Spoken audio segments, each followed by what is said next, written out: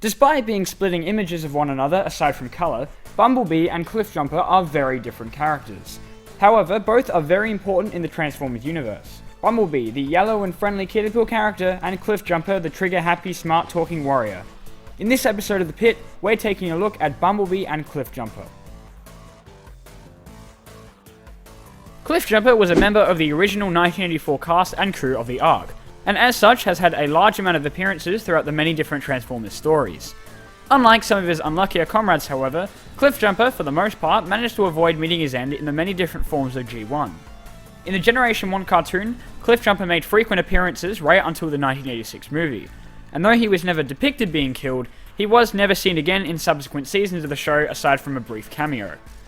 While an in-universe explanation is never given, the real reason Cliff disappeared was because his voice actor, Casey Kasem, left the show after some controversy surrounding a racial stereotype. In the Marvel comics, Cliffjumper once again escaped death, but spent a majority of the comic offline. He was one of the many Autobots to fall victim to Shockwave taking over the Ark in issue 5, which put him out of commission until he and the others were rescued. He was reactivated, but later deactivated once again through unknown means and was seen lying offline in Ratchet's medbay, where he would remain for a majority of the comic. Poor Cliff. But hey, he's not dead, that's gotta count for something.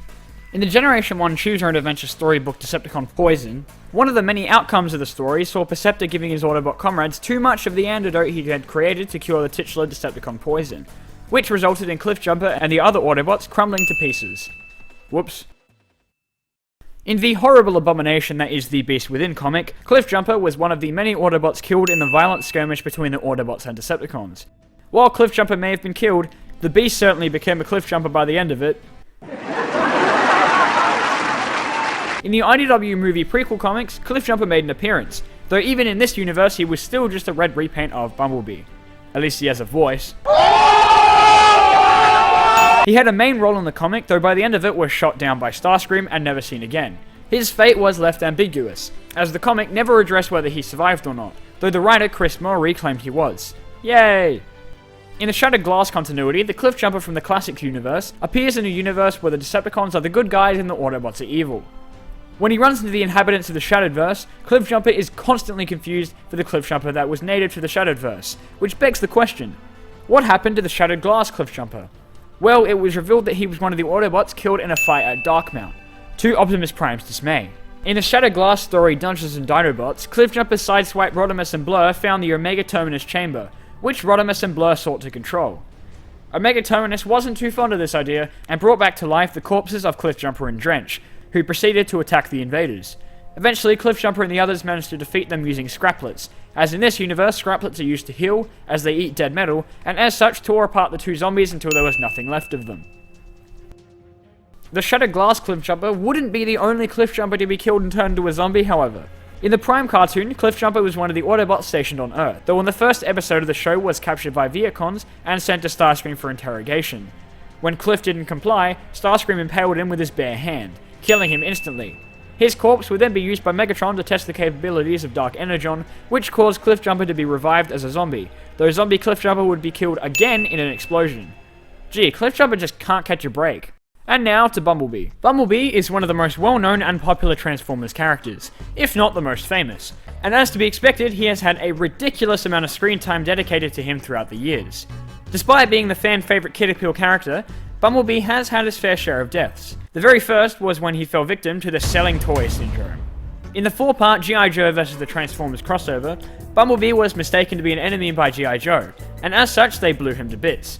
What a bunch of jerks. He would later be repaired by Ratchet and converted into Goldbug. However, in the UK, the G.I. Joe crossover was not published, and as a result the people at Marvel UK had to come up with an explanation for Goldbug's sudden appearance.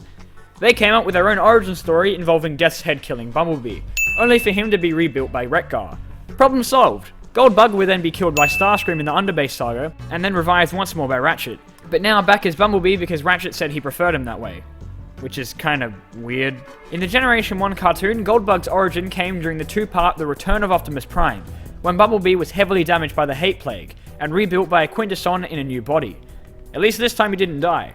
Much like Cliffjumper, Bumblebee too appeared in the Generation 1 Choose Your Own Adventure books, though Bumblebee appeared a lot more frequently, and also had a lot more violent deaths.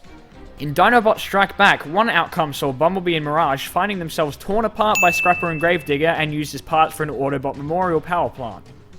In Desert Flight, one scene in the book saw the Autobots attempting to save a town from floating off into the air, though one bad choice results in the Decepticons appearing and eradicating Bumblebee and the other Autobots.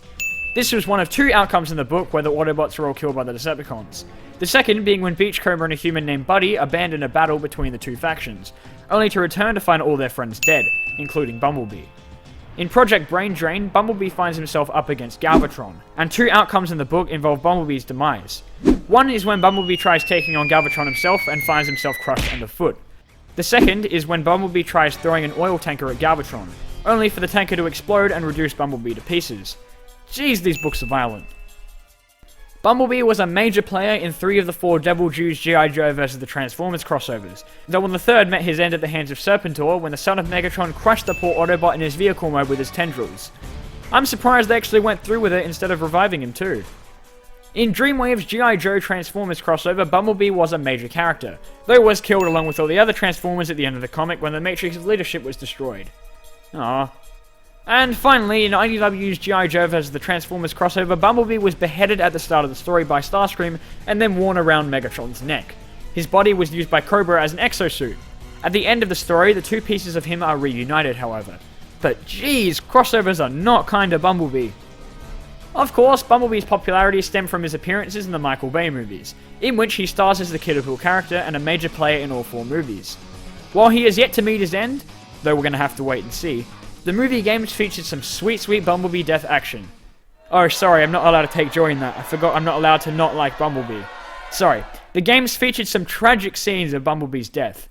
In the Decepticon campaign of the console version of Transformers the game, one level sees the player taking control of Barricade to hunt down Sam, though of course Bumblebee steps in to protect his human friend.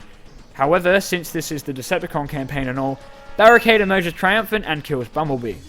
In the DS port, the Decepticon version that is, Bumblebee meets his end at the hands of Starscream, who mercilessly pounds him into scrap and pried the Allspark from his unmoving corpse. Jeez, I actually kind of feel bad now. Bumblebee was a playable character in both War for Cybertron and Fall of Cybertron, though in the latter was soon rendered inoperable as he threw himself in front of a blast from Megatron meant for Optimus Prime. We know Bumblebee doesn't die, however, as he appears in the Prime cartoon. In this, Bumblebee resumed his Kid Appeal character role, though by the final episode of the show finds himself on the receiving end of blaster fire from Megatron, which kills him. However, since Bumblebee fell into the Omega Lock's energy field, he was revived, allowing him to impale Megatron with the Star Saber, now with his voice back. Come on, nobody really thought B was dead, right? Bumblebee never stays dead. Oh, except in the IDW comics. While Bumblebee had one bad encounter with humans that resulted in him being severely injured from a blast from a protester, he was back on his feet in no time. It wasn't until the 2013 Dark Cybertron crossover that Bumblebee was put down for good. After being upgraded into his Goldfire upgrade and bonding with Megatron, Bumblebee took a shot through the chest from Shockwave that killed him instantly. To my actual surprise, B stayed dead. Then again, Starscream had frequent hallucinations of him, so technically he still appears in the comic, but still, he's actually dead. Wow, props IDW. And now we head to the leaderboard. Bumblebee came out with a surprisingly high score of 14, despite being the kid-friendly character, and manages to beat Soundwave's total. However, still pales in comparison to the top 3. Cliffjumper, on the other hand, scores the lowest we've seen thus far, with only 6. So I must ask, who's next? Thanks for watching.